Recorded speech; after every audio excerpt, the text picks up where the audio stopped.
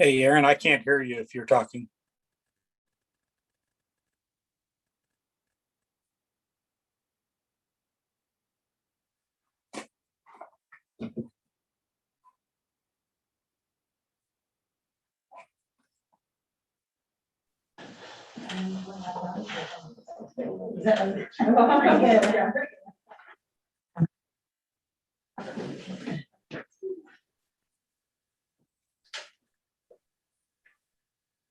Hey, Aaron, What's that?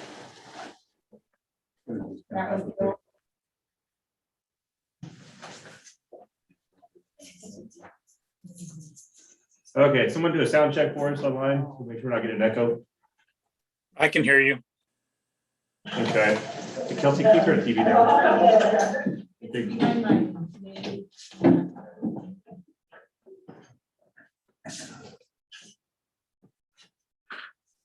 Hey, Aaron.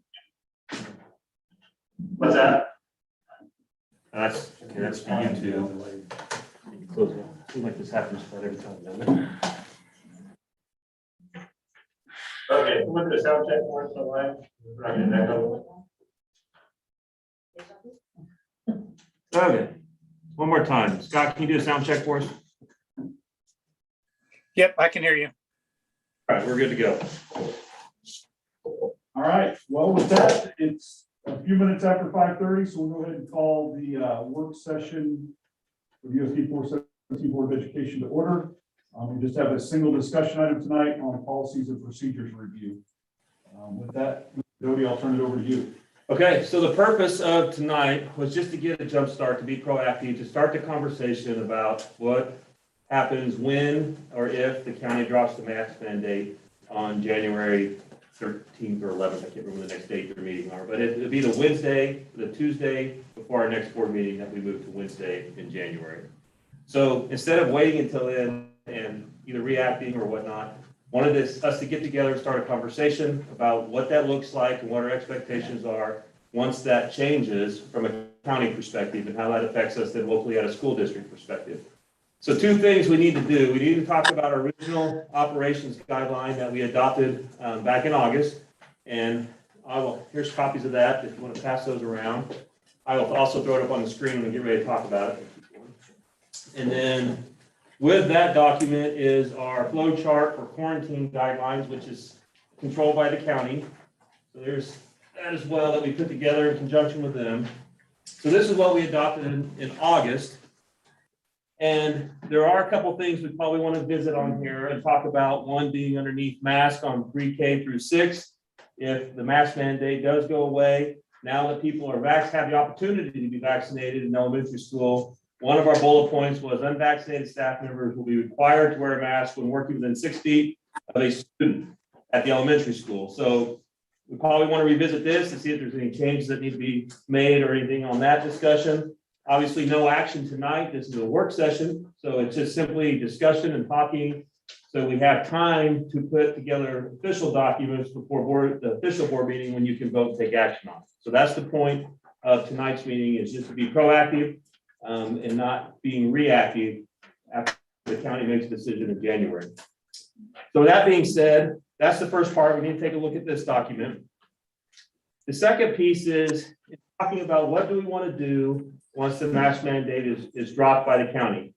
You have options as a Board of Education. You can do basically whatever mandate you want to do upon the school district, whether that's no mandate and we just go to optional, whether you impose some sort of restrictions on limiting of number of cases and exposures or whatnot. So we need to have that discussion on what that looks like, because there's a broad range of options that you can do.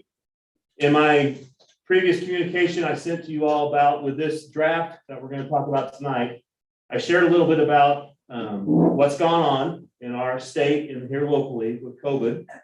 And our goal is to keep kids in school. So I think we need to have a really heart-to-heart conversation about what do we do if our numbers start to spike.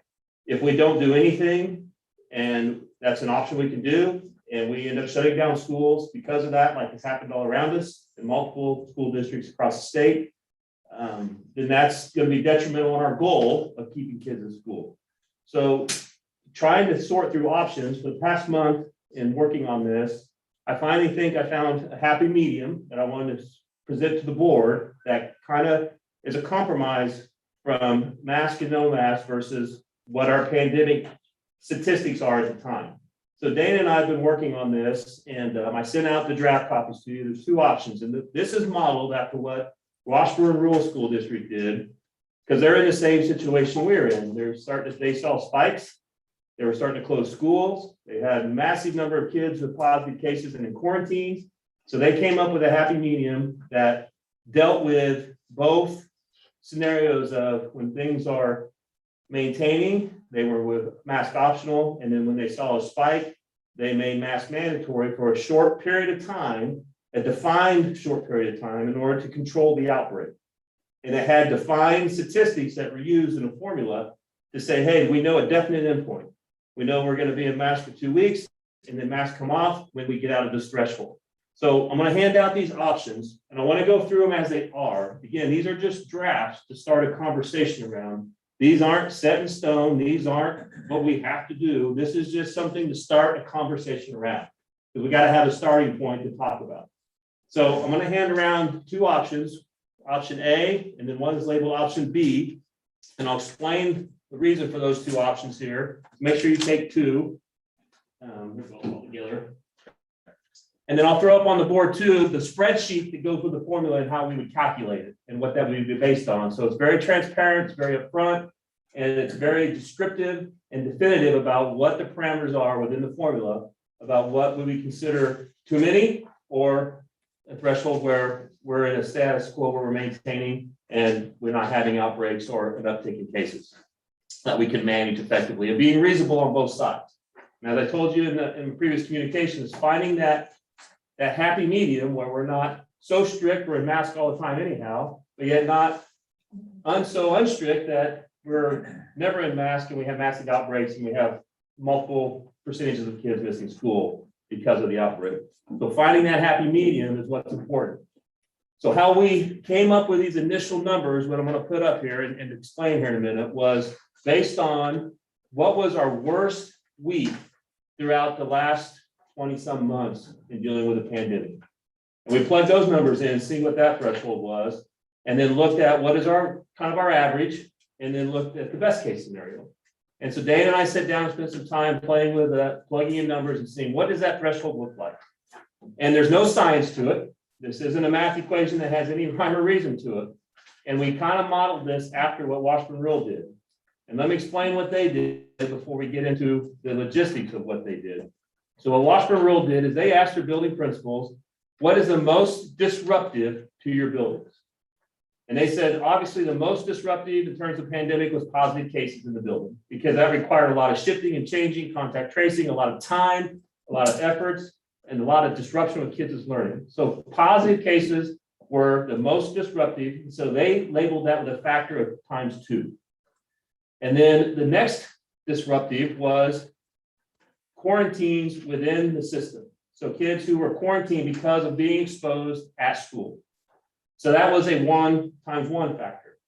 Then the next one would be those kids who are quarantined, but it wasn't because of exposure at school. It was outside of our realm, out of our control. So that got a 0.5 factor, because it's still important. They're still students. They still need to be in the building, and they're not because they're quarantined, but they're not quarantined because of exposure in the building. That's why it is a 0.5 factor.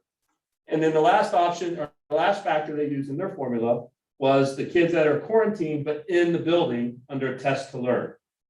So you have 4 categories. You have positive cases, you have quarantined because of exposure at school, but they're at home. They're not staying in school in the test to learn, they're at home. You have kids that are quarantined at home, but it wasn't because they were exposed at school, they were exposed because of outside sources. And then the last one would be kids who are quarantined, but are in the building still under the test to stay and test to play protocol for the state. And that's a 1.0 as well, because they're still in the building, even though they're quarantined. So their formula is based on that. So with that being said, let's throw this up here. I'm going to share my screen so we can take a look at these a little more in depth together. And then Scott and Adam can see it at home as well, and Valerie and Kelly. I can't see that far. Squint. Well, my computer's not very nice. Come on.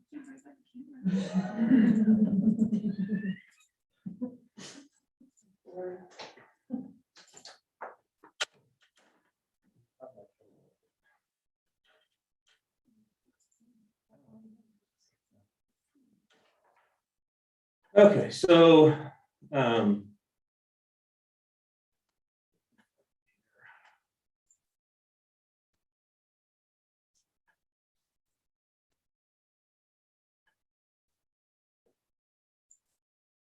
okay, so here's option A.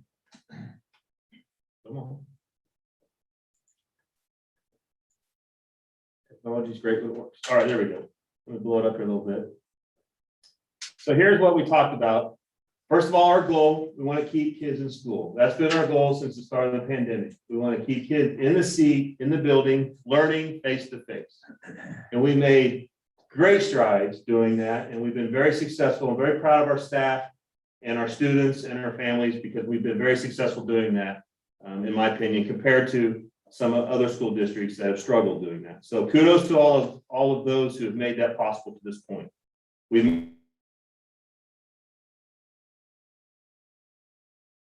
to what everybody's doing to make this work. So that's our goal, and that hasn't changed. So going down then to look at the scorecard is what we called it, the USD 417 scorecard. Here's the 4 scenarios we talked about right here in the middle. So COVID-19 positive cases, these are students that are out of school in isolation who are positive with COVID-19. Then they have weekly quarantine cases that are in school close contact, but they are at home quarantine. So they were exposed in school, but are at home. The third one is out of school close contacts that weren't exposed in school and they're at home quarantining. And then the last one is those who've been quarantined, regardless whether it was in school or out of school exposure, but they are in school under a test to stay protocol. So they're getting tested every morning, have to have a negative test to stay in school. The formula they used then is taking the positive cases times 2, that's this next bullet point down here, plus the in-school cases, plus the out-of-school close contacts times 0.5, because they're only a half a factor, plus the test to learn, divided by your school enrollment, and then you convert that to 1% by multiplying it by 100. That's the formula they used, and the criteria they have set is that if you're within 0 to 0.9%, you are green, meaning mask are optional. If you're a 1 to 4.9%, you are in yellow, meaning masks are encouraged, but they're still optional. If you are a 5% plus, then you're in red for that building, and you are in mask for 2 consecutive weeks. You have to be at below 5% before for those 2 consecutive weeks before you can be back into the yellow or green. And so they did it this way. This was their method, their madness, based on the reasoning I told you earlier. Again, no scientific formula to it. It was how they did it. And they had just started this as well, and we'll see how it goes for them. But this is how they felt it was important to do for them in their culture and their climate. Let me show you how that works then with the scorecard. I have kind of a preliminary copy up here that I put the formulas in. So here's our building totals right now. I believe these are September 20th counts. So they may be up or down based on enrollments that come since September 20th. But for the sake of the draft, I put in what our September 20th count date was with a state audit, plus our staff members, and you can see our totals in each building. So for instance, if we have, at Council Grove Elementary School, if you had 5 students or 4 students that are positive, 5 students are positive. Right now, it's much greater than that, which Dana's going to give us a report on that. But at one before this week, our greatest exposure rate in school for positives was, I don't remember what it was now, but it was much lower than 12 at one time. So that's how we came up with 3%. But we can dive into that in a minute here. So as you notice, let me shrink this a little bit so you can see the percent changes down here. So with 5 cases that are positive, we'd be at 2.36%. That's a yellow, so masks are encouraged, but optional. If you start adding like quarantine students now, let's say we've got 6 that are quarantined, you'll see how the percentage changes. Now we're at 3.78%. If we have 3 that are out of school close contacts, we said it changes to 4%. So this is how they record this data after the end of the day on Thursday. And they use Friday then, so this is a Friday to Thursday snapshot of the cases and the statistics. Because they're a large district, obviously, with multiple schools. So it'd be impossible for them to do it on a daily basis. And visiting with Dana, it'd be impossible for her to do it on a daily basis. So that's why it would be a week-to-week snapshot, not a day-to-day snapshot. So this data would be reported on Thursday at the end of the day. So if you had an outbreak on Friday, that wouldn't go on until the next week's case, because Friday to Thursday look. We'll make sure that window is clear. So in this scenario, Council Grove Elementary School would be a 4.14%, mask would still be optional. Let's say we get an uptick and we have 7, 8 students that are positive now, that takes us to 5.56%, that would be in the red. Under their guidelines, now masks would be mandatory for 2 weeks. And it's not a continuum of looking at multiple cases, it's a daily rate, because otherwise you'd always be in it, because that's going to compound, right? Because if someone's positive and they're positive for 2 weeks, then that's going to build, you're going to have multiple cases. It's a daily. So how many new positive cases were on Monday? How many new positive cases were on Tuesday? And so on. Not a cumulative of Monday plus Tuesday plus Wednesday. Does that make sense? So if we have 1 case exposed on Monday, 2 cases exposed on Tuesday, that's a total of 3 cases, 1 on Monday plus 2 on Tuesday. And if we had 0 on Wednesday exposed, we're still at 3. So it's not cumulative. Does that make sense? It's total per day. And is it by building? By building. So that's the other key component. If you look at the goals at the top of this, and I should have read those, I apologize. The 3 goals for this is 1, we want to ensure the safety. That's goal number 1, as it always has. We want to ensure the safety of our staff and students. Goal number 2 is we want to create a matrix that defines when masks are required. We want to be very clear, very upfront about what that looks like, and when we would be in mask and when we would not be in mask. So it's everyone knows up front where we're at in that, and when we would be out of that, and when we'd be in it with the data that we have. And then number 3 is move from district-wide decision-making to building-level decision-making, meaning that just because Council Grove Elementary has an outbreak, we wouldn't pit the high school or Prairie Heights in mask, or vice versa. It's by building, not by district. So it's building-specific data, not, so there'd be a scorecard for each individual building, not as a district. Okay? So this is option A. This is how Washburn Rural School District is doing it. This is what gave me the idea in talking with their superintendent about how to find some sort of happy medium that's still being somewhat proactive if we have outbreaks and not all totally reactive. It's a combination of both. But in talking with Dana, we said, this is pretty hard to understand. This is a pretty hard formula to grasp. Why are we giving a weighted to one, a half weight to the other, and all that? So we talked about what would that look like if we just did % positive cases and not worried about quarantines. We didn't put that into the factor, and we just looked at positive cases of COVID-19 in our school building. So that's where option B comes in. So basically option B is the exact same thing, only it removes all the quarantine and test to stay portions of the formula, and it solely just looks at positive cases. So that one would look like this here. So that one is just, you'll just notice there's only one category, and that's positive cases. So here's the trick though. Right now in mass, when a student or staff member shows up and they're asymptomatic, but they're positive, our transmission rate has been 0 at this point in the school system until after Thanksgiving break. Now we do have in-school transmission, which Dan is going to talk about that here in a minute. But if we have kids now showing up without mask who are asymptomatic and can transmit it, our transmission rate is going to go up. So that's just a factor we're going to have to take into it, because that will be just the nature of the beast. There's no way to control that if we don't have the filter on our face preventing the transmission of someone's asymptomatic but positive and being able to transmit the disease still. So for instance, in this case, we look at 3%, because 3%, if you have, back with Council Grove Elementary School again, you could go up to 12 kids that are COVID positive, COVID-19 positive at Council Grove Elementary School and still not be in mask. So we would not have been in a mask at all this year. I think we would have been in a mask one time all of last year with these protocols, with that statistic. So the problem is you go, so, okay, is that too high of a percent? You go lower and that percent gets pretty narrow. You go too high and why even do it then? Because we're gonna have so many positive cases that won't matter. So trying to find that happy medium is what's really challenging in this one. So we set it at 3% for the discussion point because we felt 12 kids was too many, but you go any lower on that percentage and Prairie Heights would be closed down all the time with one case.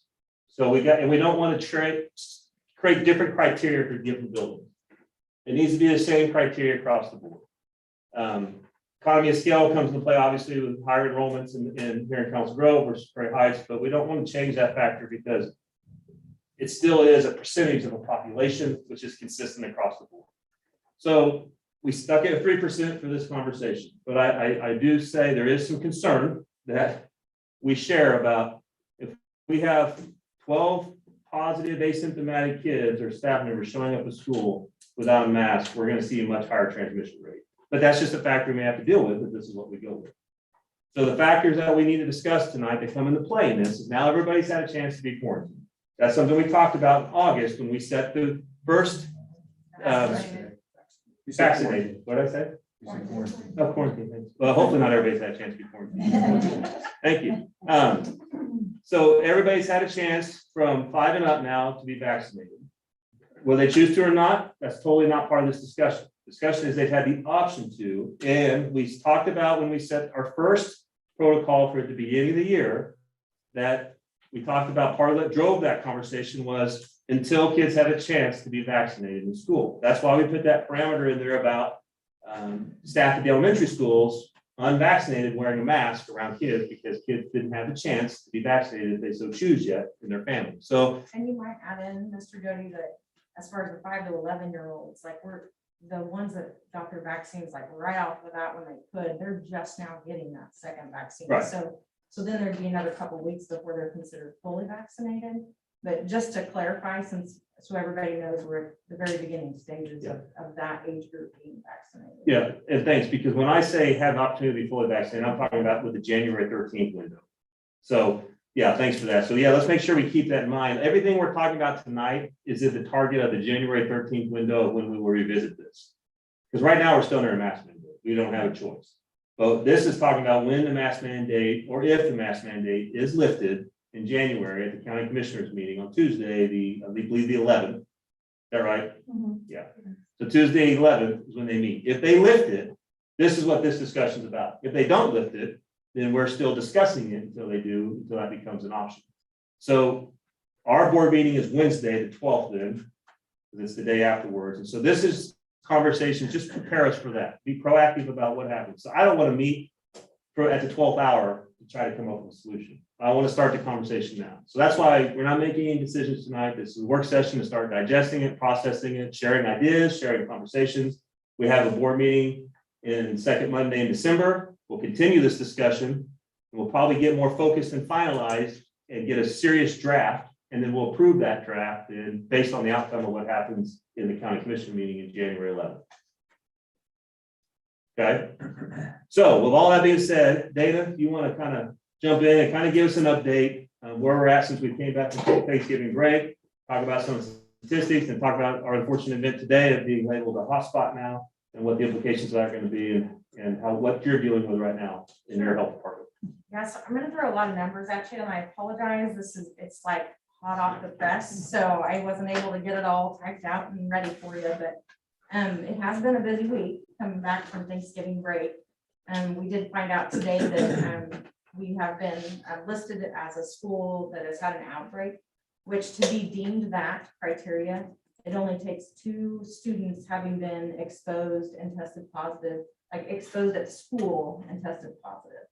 And that is district-wide. So we've had 2 cases as of today, one at Council Elementary and one at the high school, junior, senior high school, that were exposed at school that have now tested positive. So that is all it takes to be deemed as an outbreak. Okay.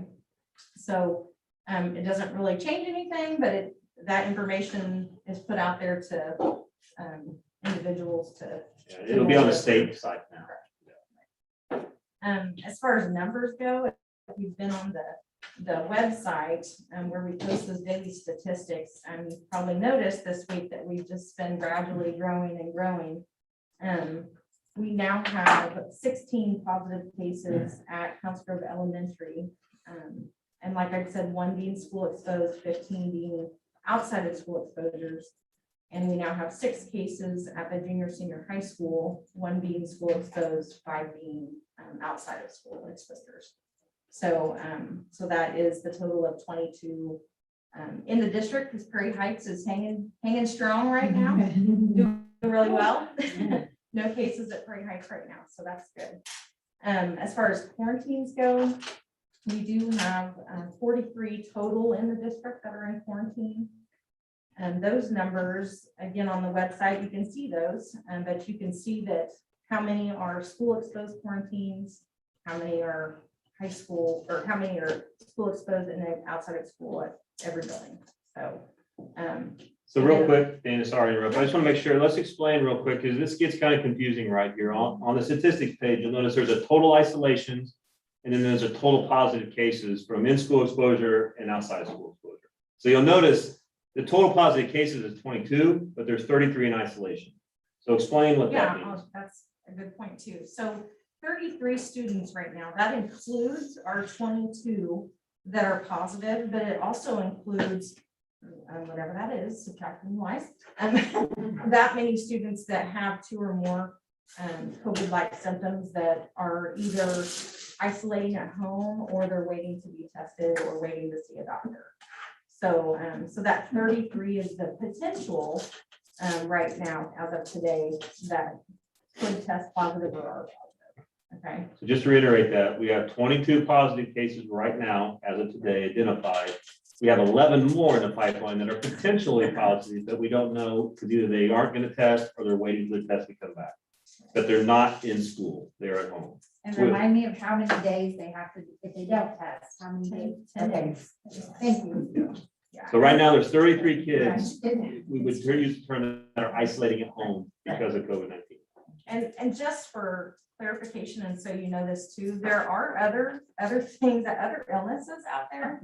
If we have students that have been diagnosed with strep or mono, or you know, whatever it may be, influenza, if we know those, they're listed as an other illness. So we give those numbers to the health department weekly, sometimes daily, depending on what those numbers are doing. But you won't see those numbers in this spreadsheet at all. This is just COVID-like symptoms until we know otherwise.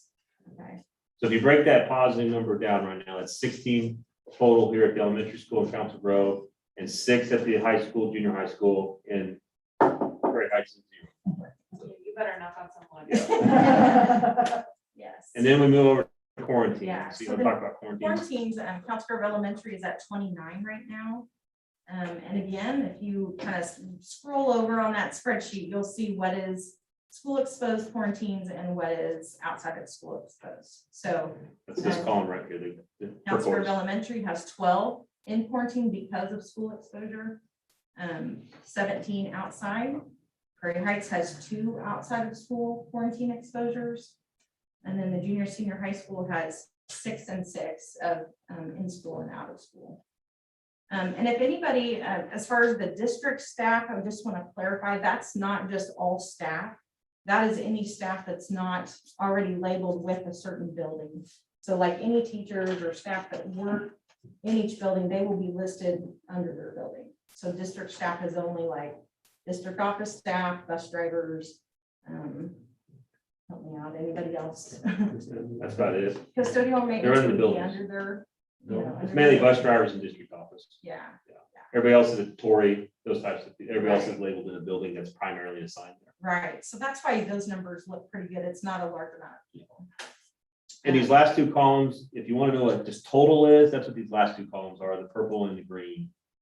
Those are cumulative as a running total instead of a snapshot of where we're at that point in time in that day. But pretty robust piece of data here that Dana and her team keep up with every day. So thank you for that.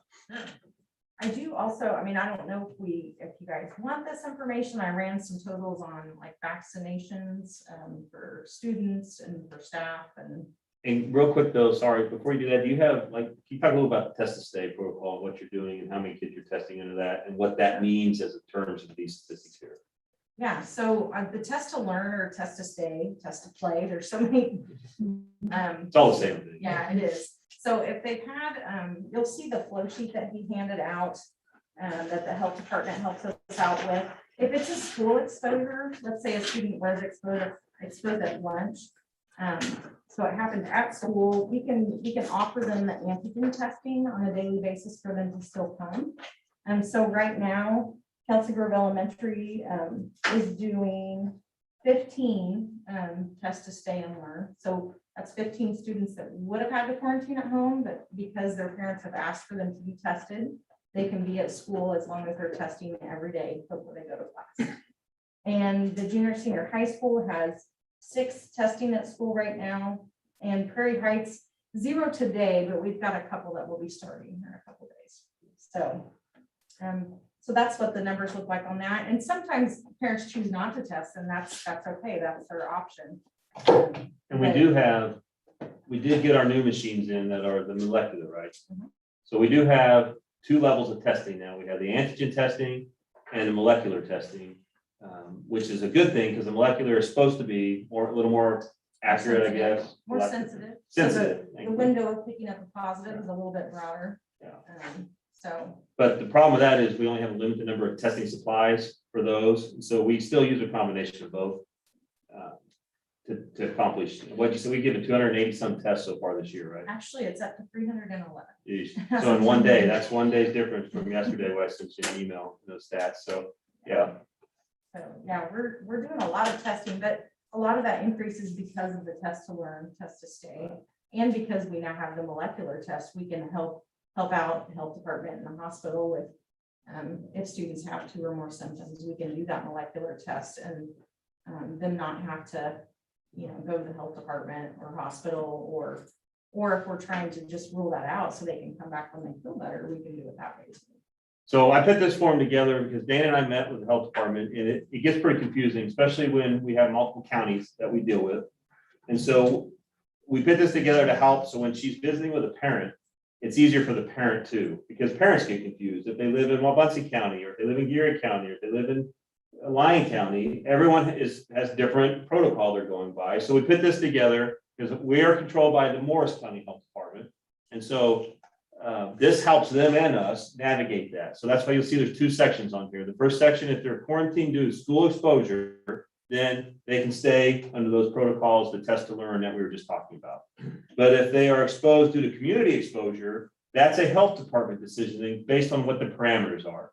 Because for instance, maybe it's a family member that's sick and there's more opportunities for re-exposure. So if that student's going home every night to a house where there's a positive case, that's going to look a lot different than a student who maybe was exposed at an event somewhere, but it was one time. They're not going back to that event every night, and there's no more opportunities for re-exposure.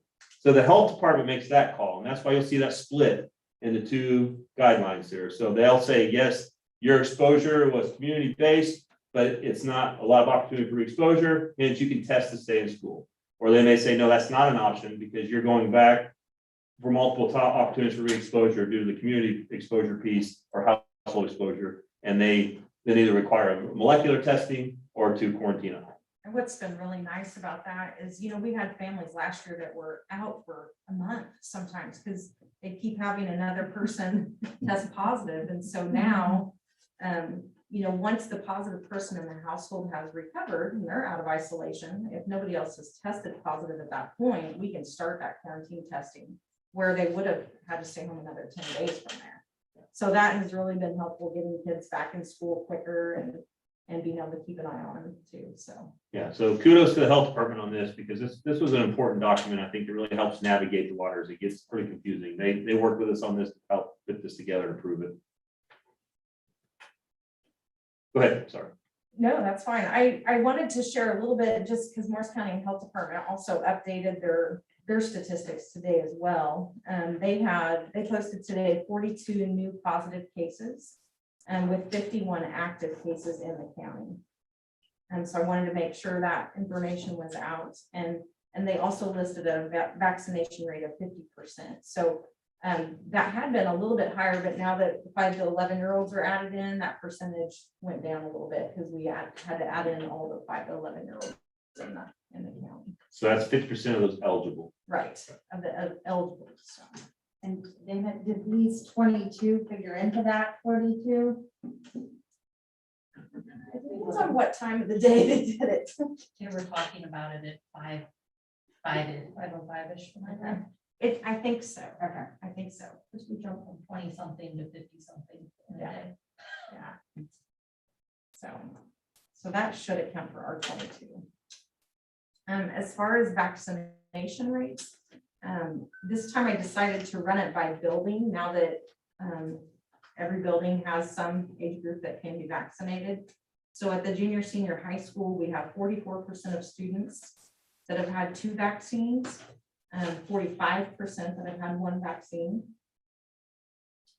At Prairie Heights, which keep in mind, again, this is 5 and up. So Prairie Heights, they have 2.56 that have had two vaccines and 7.69% that have had 1 vaccine. And at Council Grove Elementary, they have 3.83% that have had 2 vaccines. And I did add in the group that got them today. And then they have 12.46% that have had 1 vaccine. So, and again, keeping in mind, Council Grove Elementary, that won't include those 4-year-olds in preschool because they're not eligible yet. So those percentages are pretty low, but they're, you know, it's just, we just started out end of November here, I think. So, so that's slowly starting to go higher. And as far as staff goes, for what I know, the lowest percentile possible, we are at 65% right now. I feel like that's probably a little bit higher because I'm not always told when a staff member goes and gets vaccinated. So I have, and this includes all, like Rule 10 coaches, subs, everybody. So I have 132 of 202 staff members. So the ones that are actually in the buildings, that might be a little bit higher. And if we, you know, if we're not including subs and coaches that are here every day. And I assume that number is a little higher anyway, because every day I kind of hear of somebody else that's been vaccinated that hadn't told me yet. So it's still a pretty good percentage for it to be the lowest possibility. I think that's the only other numbers I have, unless anybody has questions that they can think of. Thank you, Dana. Questions? Anybody has for Dana? All right, well, if you think of something, just holler. We can go back to her. So let's move back to option A and B then. Let's start having a discussion centered around that. So just after hearing those 2 options, I'm gonna throw them back up on the screen. What's your reaction as a board to that? What's your thoughts, your comments, concerns? Let's open it up for some discussion and start talking about it. Can we go back to the operation guidelines? Because I think that we have this broke down right now between students and staff, and they're broken into grades 7 through 12 and pre-K through 6. Mhm. And as Dana just alluded to, our pre-K kids aren't able to get vaccinated. So I think that the pre-K piece of that is something that we need to address that is totally separate from option A and option B, because those children do not have an opportunity to get vaccinated. And the piece about having unvaccinated staff members being able to be unmasked, where those children have not had an opportunity to be protected, I think is something that we need to have a conversation about. Okay, so I'll make a note. For pre-K, we need to look at them as a separate entity as opposed to K through 6 or K through 12. Okay.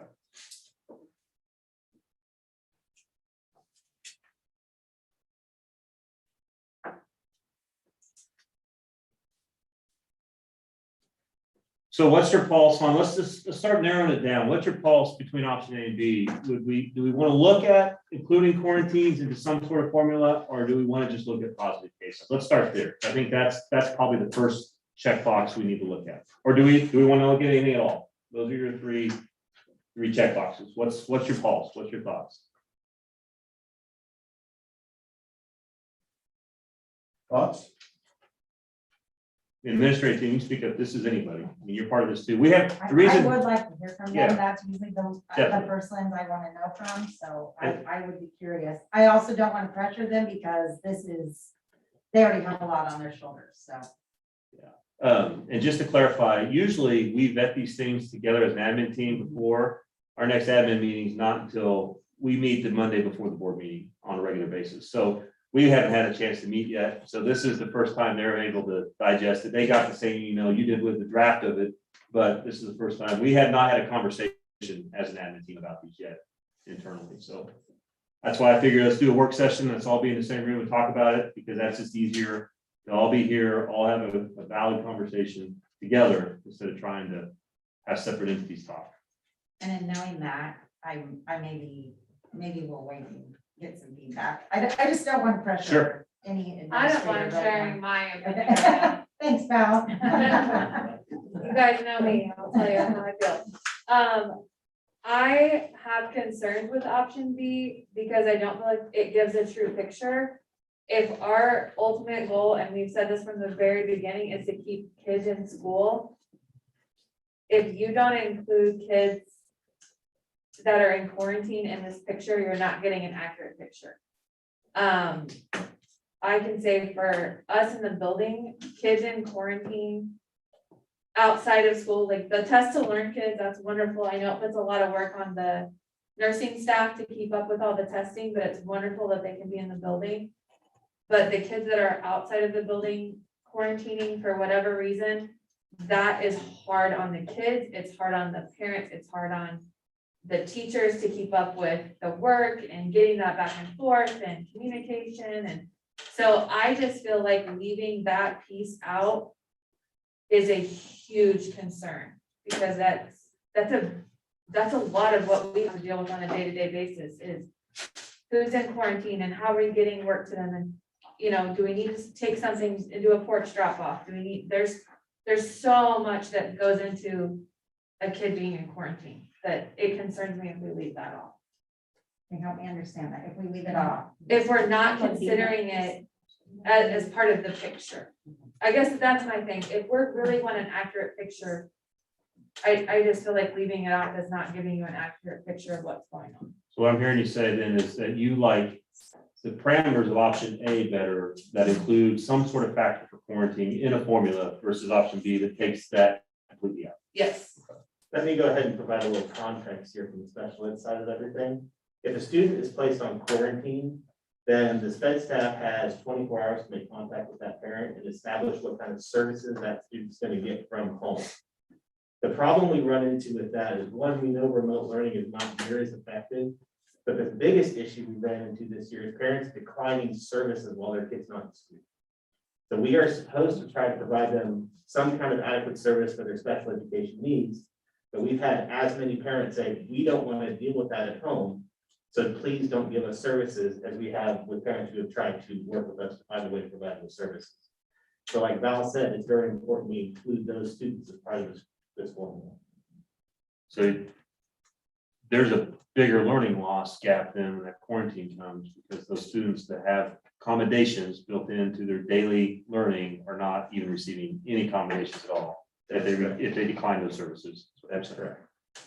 And keep in mind, this is purely a whether we're masking or not formula. So even if we chose option B, that doesn't mean we'll quit counting quarantines and notifying of quarantines and all that. That will all still be shared with staff, and the formulas are purely for whether we Right. mask or we don't mask.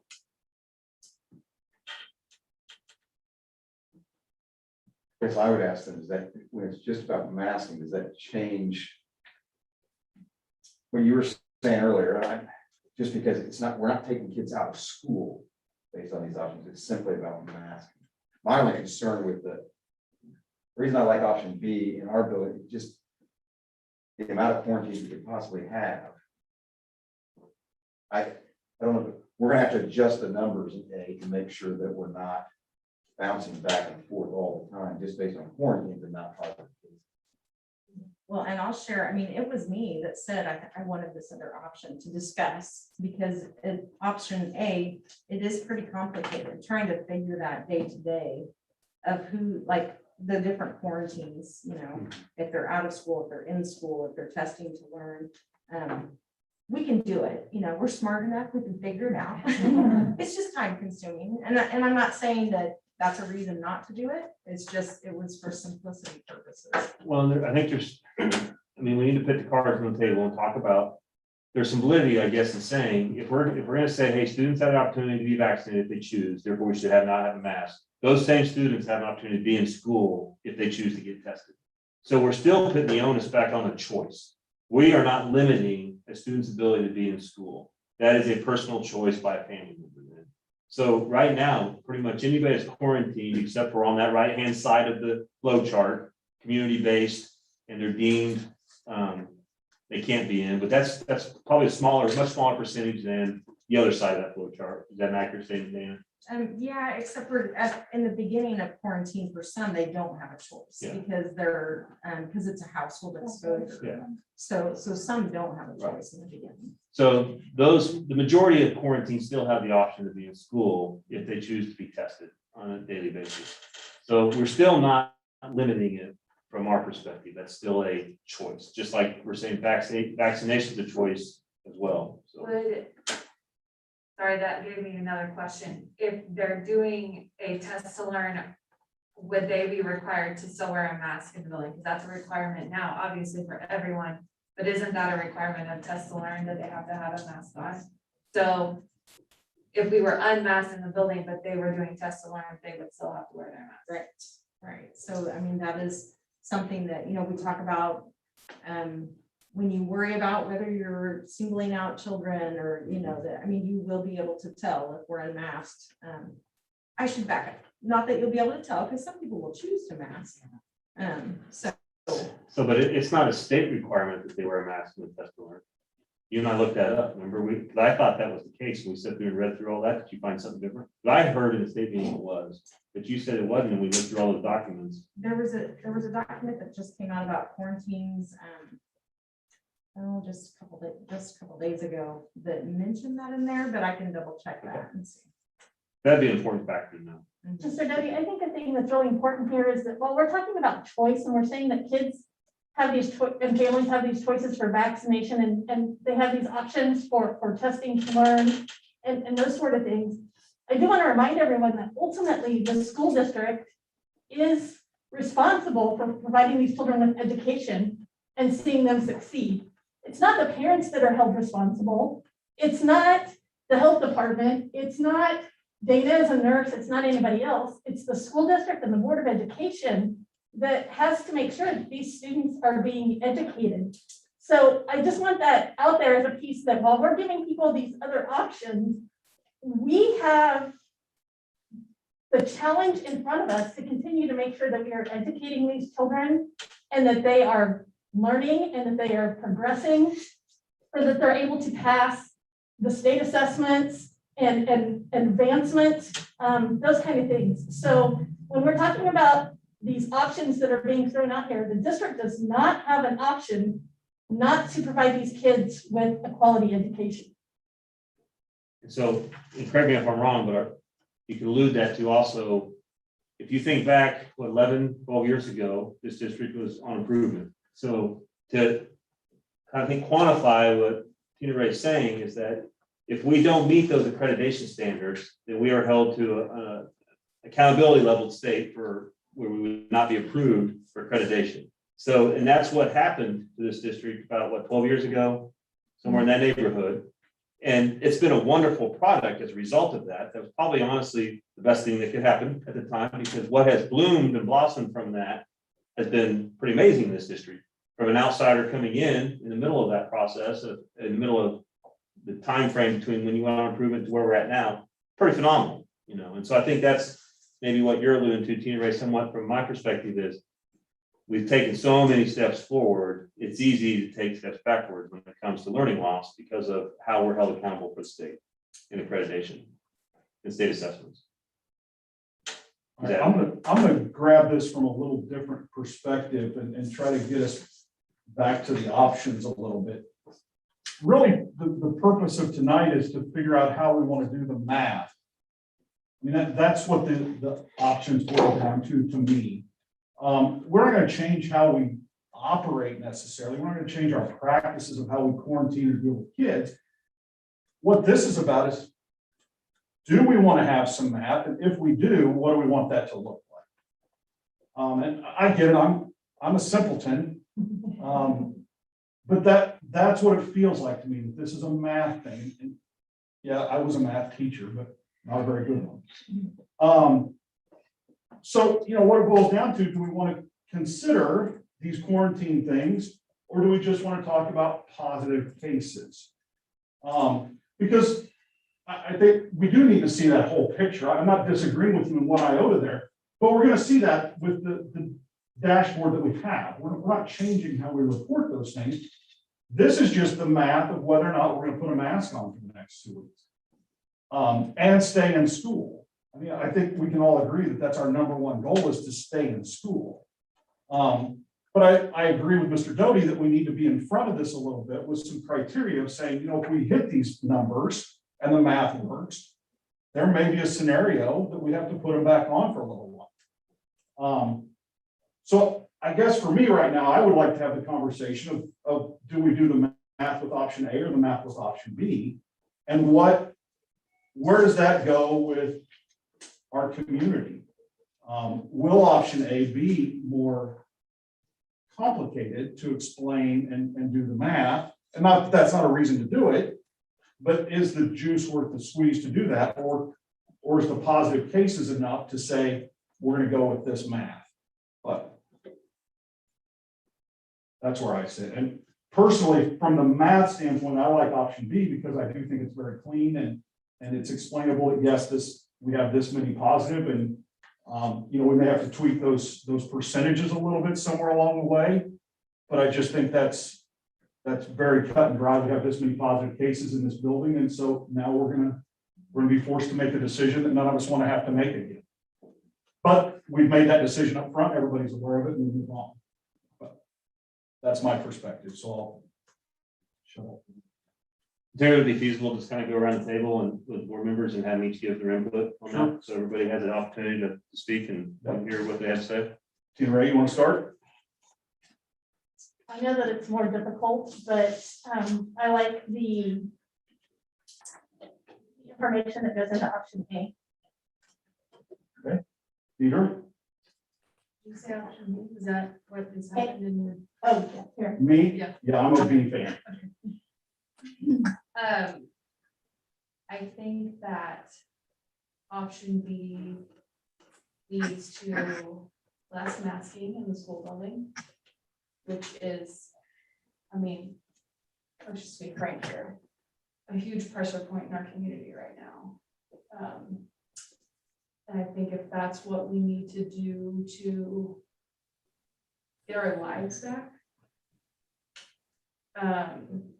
so that people can walk around in public like human beings, then I think it's a shot. Marie?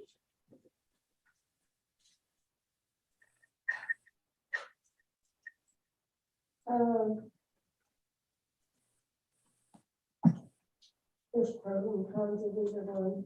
I guess I'll vote for B. Mary? I know you're gonna find this hard to believe, but I'm struggling to have an opinion right now. I'm trying to balance safety and keeping kids in school with the ease of the protocols and the numbers and how to keep track of that. I'm not opposed to either option. I don't know that I feel strongly about either.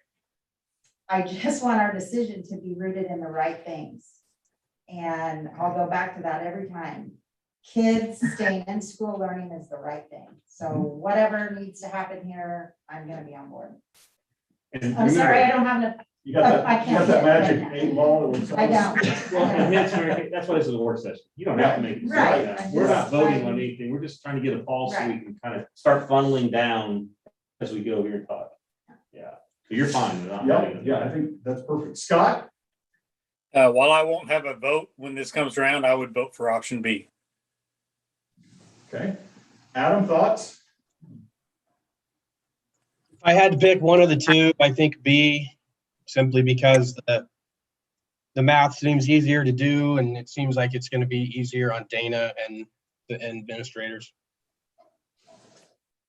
B will be a lot easier to sell to the public as well. Well, I think another piece of this is, whatever we do on January 12th or whatever to this is, it isn't, if we've learned anything in the last 2 years, nothing about this pandemic is set in stone. Sure. It's ever changing, goal line. So if we move towards something in 2 weeks from now, when we have our board meeting, if there's a red flag, I mean, like you said a minute ago, we're not making a decision tonight, but everything's adjustable and this can be a moving target. And even, middle of February, although we all hope it'll be over, if we need to adjust those numbers or those percentages, we can sure do that. But there's nothing saying we have to live with this until Jay's kids graduate from high school. I hope.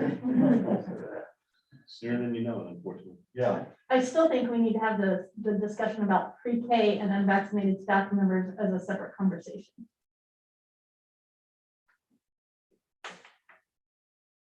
I think it will also be important to include, when we transition to this formula, that we do include pre-K through 12 is my opinion, and not, as the mandate has done, it has left them out of masking, and I think it's important to include them, is my opinion, in the new formula.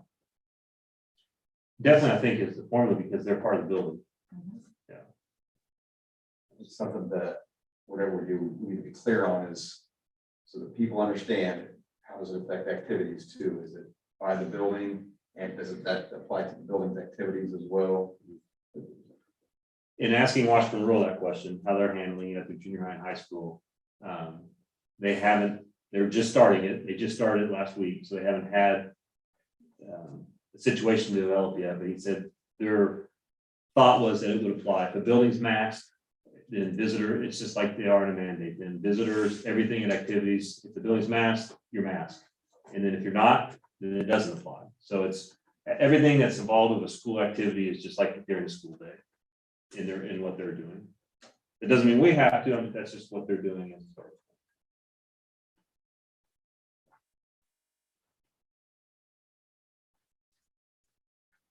So I guess, are we all in agreement that there needs to be, let's drill down a little bit further. Do we need an option A or an option B, or do we not want to worry about an option A and option B when the county lists the mandate and just go? I think let's establish that first. Can I take a step back a Sure. minute? I don't know if this is even a possibility, but what would be the tipping point? And I don't know if the state has parameters anymore about this, to where you would close. There's no guide, There's no, okay, that's no. what I thought, but I wanted to ask that. So, but I think that's a valid discussion, because we had this discussion when it's before COVID even was a thing about flu. When do you close down? When do you don't close down? What is the magic number? And it's really tough because those kids that are healthy and can be here, they have an opportunity and a right for an education too. So do you punish everybody? Do you not? It gets really complicated. And then when you throw in COVID on top of that now, where there's choices now you can make in how you deal with COVID as a school district, then do we close down when we're at 20%? Do we close down, we've been at 26 to 28% positive of flu, and then we had serious conversations with mascot, is it time to shut the doors? But that was to prevent more spread of the flu. So it was like, hey, are we better off shutting down for a few days, let everybody go home, get healthy, and then come back? Well, that's a different parameter with COVID. I mean, we can't shut down for two or 3 days with COVID and let everybody go home and get healthy, come back. So that's a whole different parameter when we're talking about shutting down. So to me, it's almost with COVID, it would be tough not to shut down because of the spread, but it'd be tough to shut down because those kids who can be here still need to be here and be engaged. So how do you balance that? And we do, Mary, we have given, we give the health department weekly surveillance numbers, and we've done that even pre-COVID.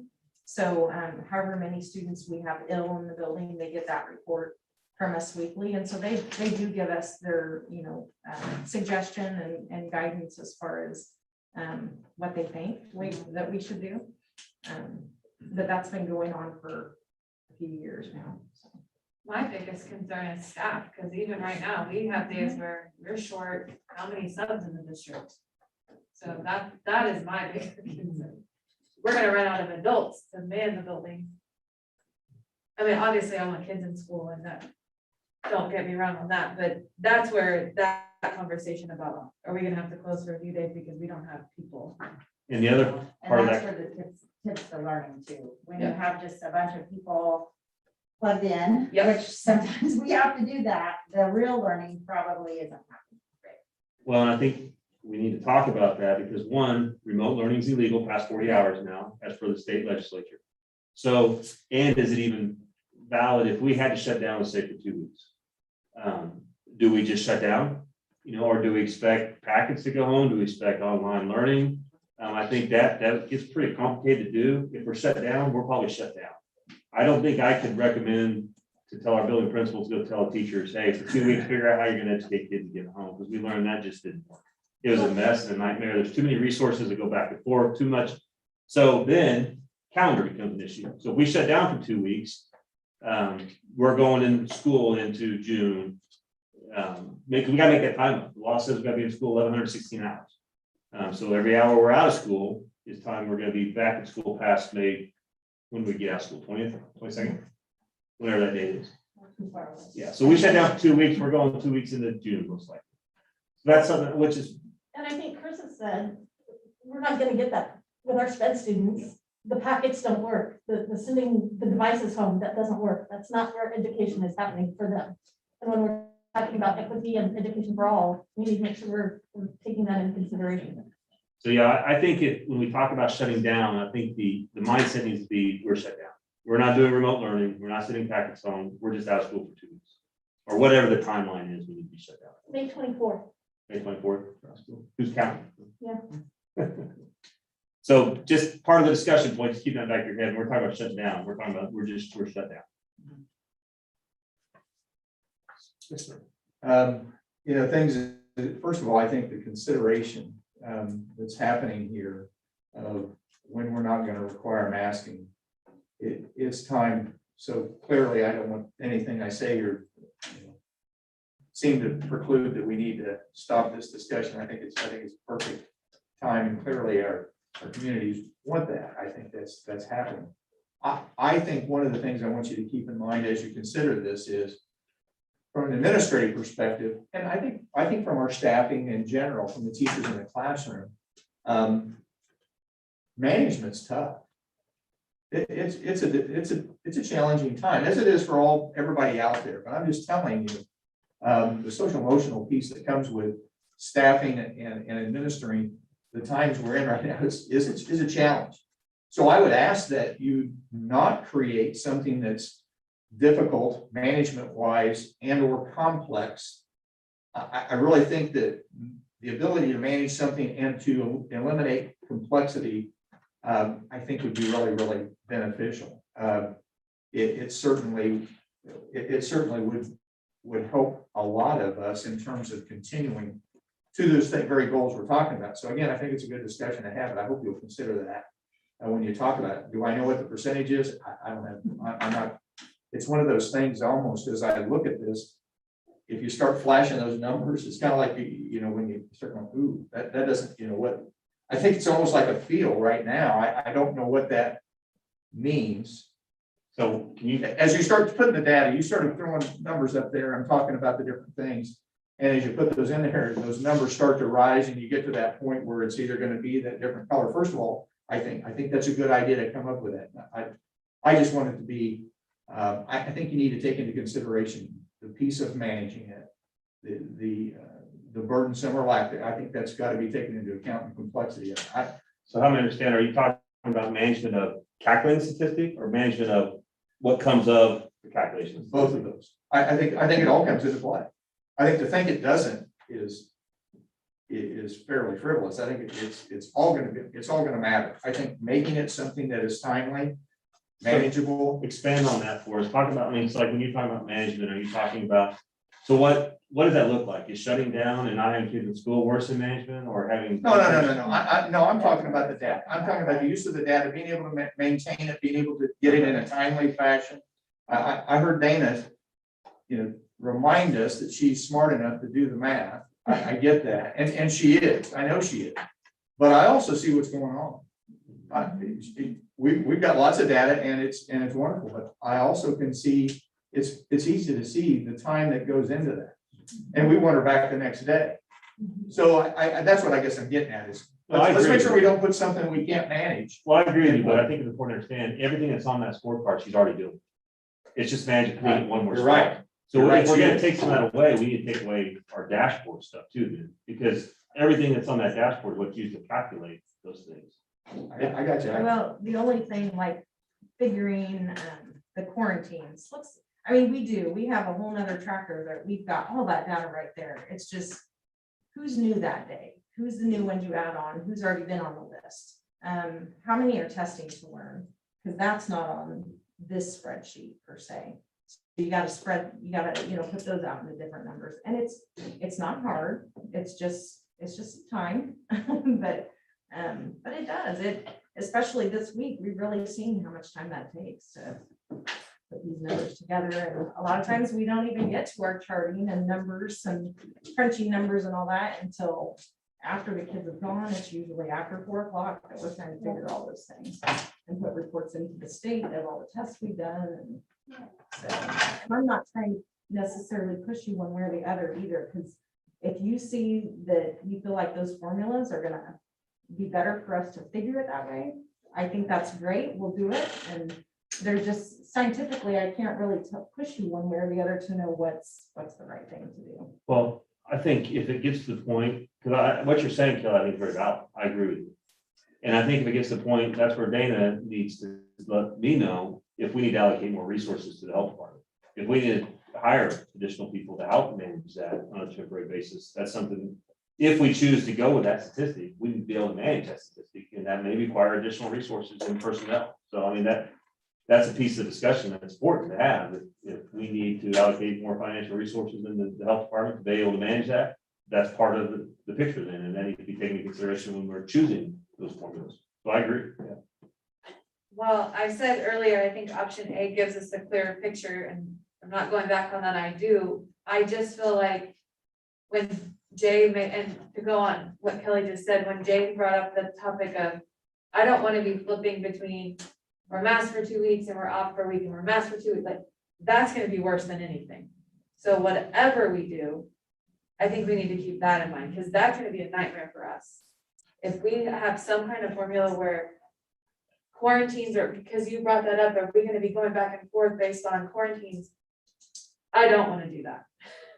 So I want us to find a happy medium where it's valid and it gives us, the data that we can use, but it's not something that's going to be jerking us around all the time, because that's not good for kids. It's going to be a nightmare to manage. And All right, so what about something like this? We don't have another meeting for a week and a half. Is that right? Yeah. So what if we started with last week's data and did both of these up until the next board meeting? And just compare and contrast them at the next board meeting and look at, we may find that the numbers are very similar. And they are, Terry. Let me comment on that, because we did that. It's actually about the same. If you take when we put in the numbers and the worst case scenarios and the best case scenarios and everywhere in between, if you take 12 kids going back to 3%, it's about the same ratio. If you took, because in the one formula, positive cases multiplied by 2. So like if you took like at Council Grove High School right now, if you had 22 quarantines, that puts you in the red, just if you were on quarantines alone. And so we kind of did the ratios and the formulas come out to be about the same effect when you consider all parameters in the 3%, 5%. So the 5% with quarantines is about the same effect as 3% with no quarantines in it. Pretty close in terms of the result of whether we're masking or not. So if you're going back to just the simple fact of whether or not we're gonna put a mask on, assuming that the countywide mask mandate goes away, option B becomes much easier to explain to your 100%. community. And you don't have a lot of difference in your data anyway. So that's where I could go back to the math of option B and maybe trying to drill down toward that. Because if it is going to come out in the wash, it's a lot easier to explain to everyone because it's just straightforward. Right. And So that's where I come from. I think it's probably important to note too, that part of Dana and I's discussions were most of our quarantine kids don't become positive. So far, most of our kids have been in quarantine and not become positive. Now, we're seeing that trend change a little bit. And I think once masks are off, I think that's gonna change more too. But we don't know that, so we can't go there yet, but that's why when we took out the quarantine piece for this option B, where the ratio comes about to be the same about when you're a mask and you're not, by taking out the quarantine piece, so you don't calculate those in, so that evens the playing field. And most of our quarantine kids, as of now, until after Thanksgiving, unfortunately, haven't usually become positive, so that's why we were kind of comfortable taking that out. Yeah.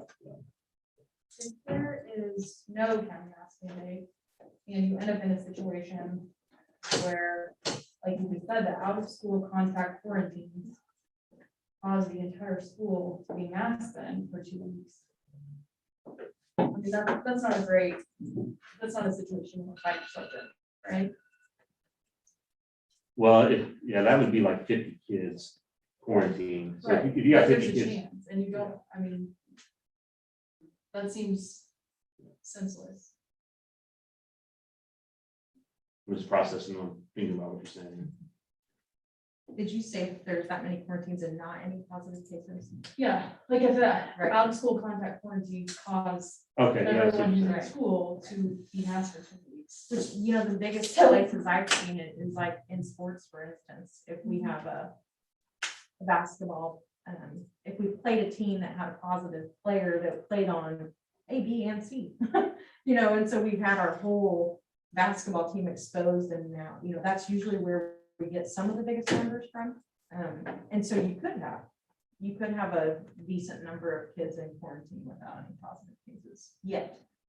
They may transition into positive cases, but typically that has not been the case on school exposure. Theoretically, right now, if we had a kid that played in the B basketball game last night, that also, and there was a kid from the other school that played in the B game and C game, that theoretically could be 30 kids quarantined based off a basketball game in Pomona, Kansas. And they won't be re-exposed. And I don't want to downplay it either, because you can have several positive cases come out of something like that, but they would eventually show up on that option A.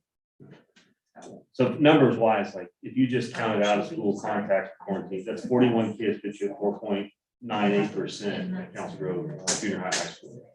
So under that scenario, it still covers that, but then that doesn't take into account if you have any positives. Right, and that's just solely in quarantine. So the reality of it is it will push you over the limit. And one other small question. Mhm. So we're talking about this information being released each week on Friday. How are we doing that?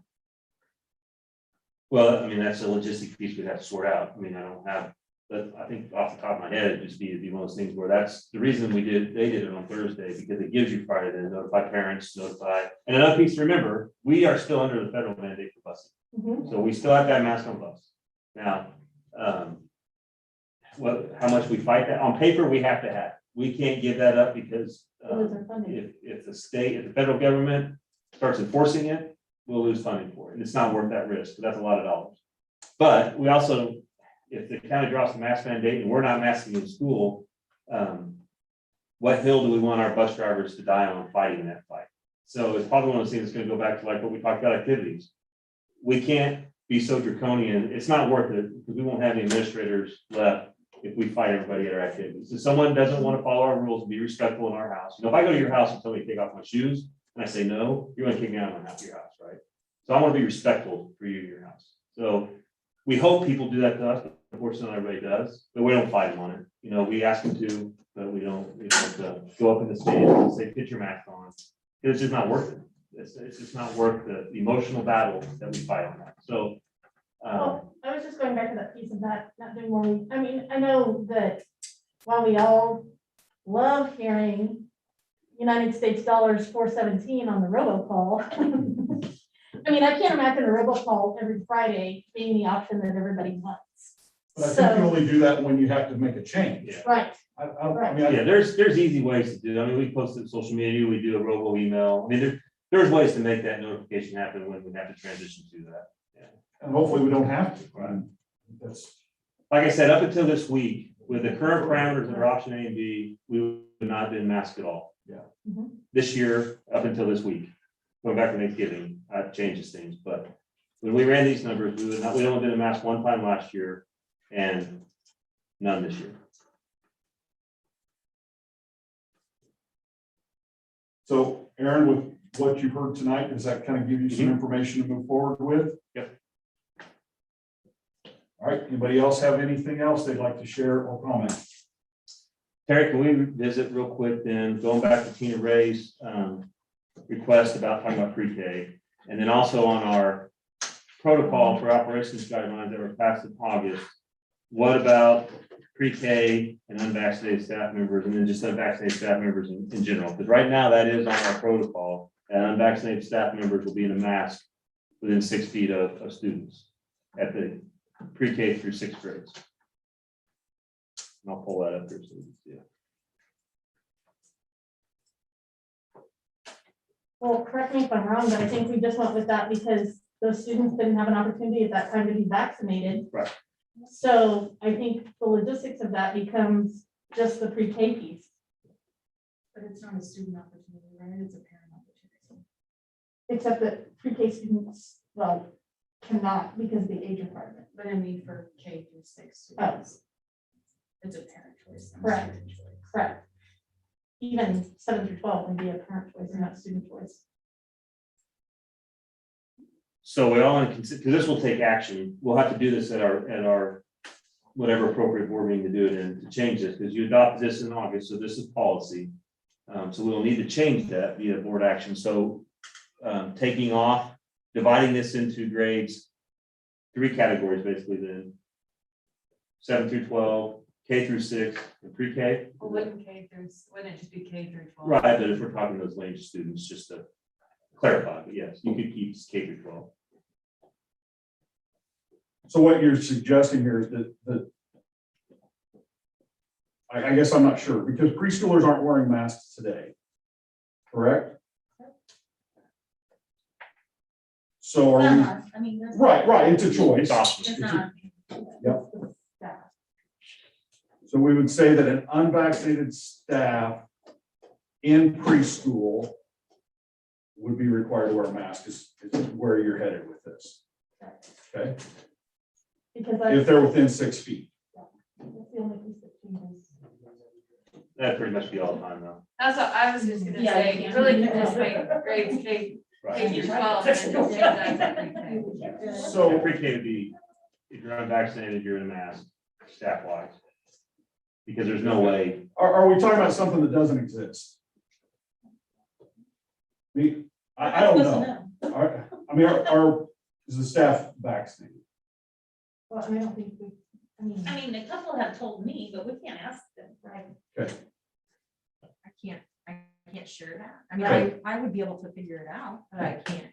so we have to have a policy regardless. Okay, and that's fair. And I think that that also covers in substitutes or aides or wherever we are with.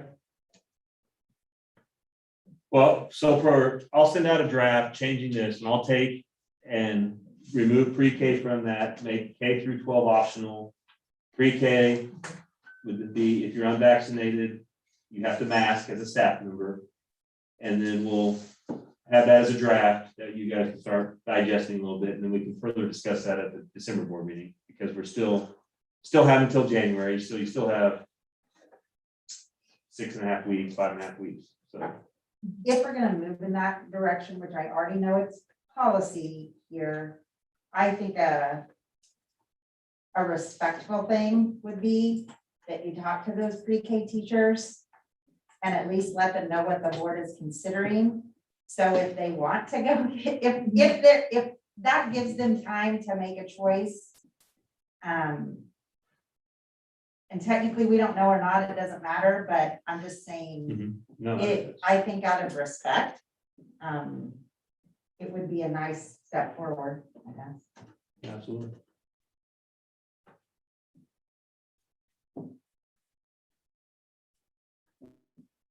Everything else on there, Dana, pretty much can stay the same, right? As far as the contact tracing, the quarantining, all that's pretty much the same.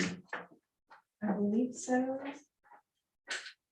I really would need to read through it though. I apologize, I did not do that before. That's right. What? The quarantine options, have those changed? No, not the same.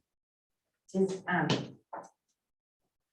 don't know if this, would we need to add the bus to this or not?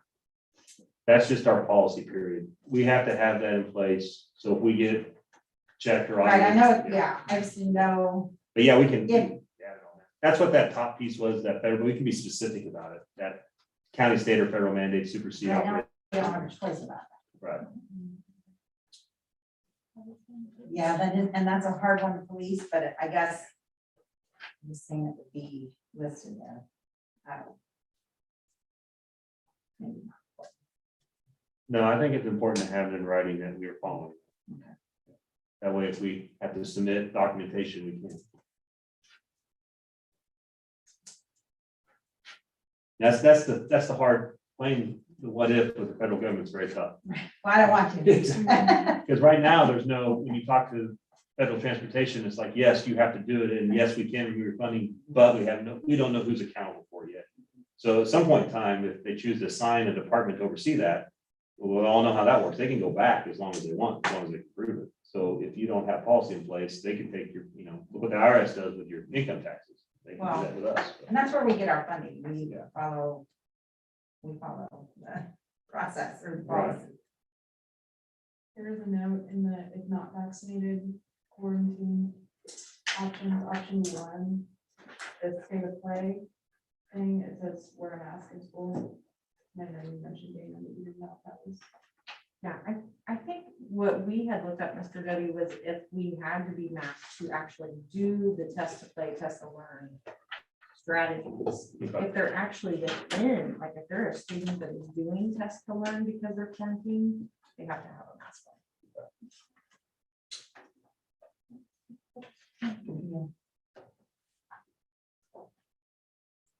We had looked up like if we were actually.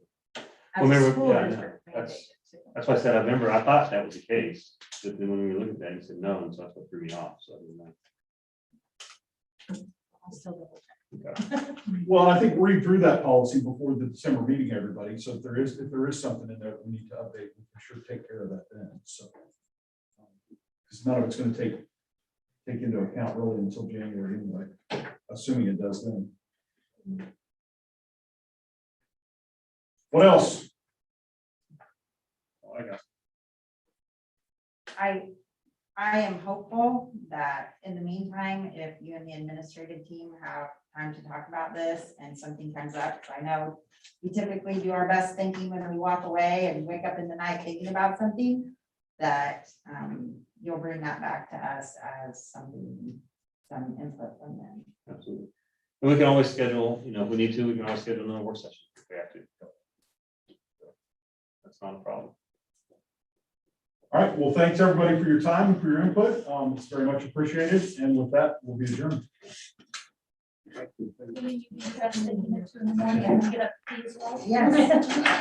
We do so. Thank you all. Right.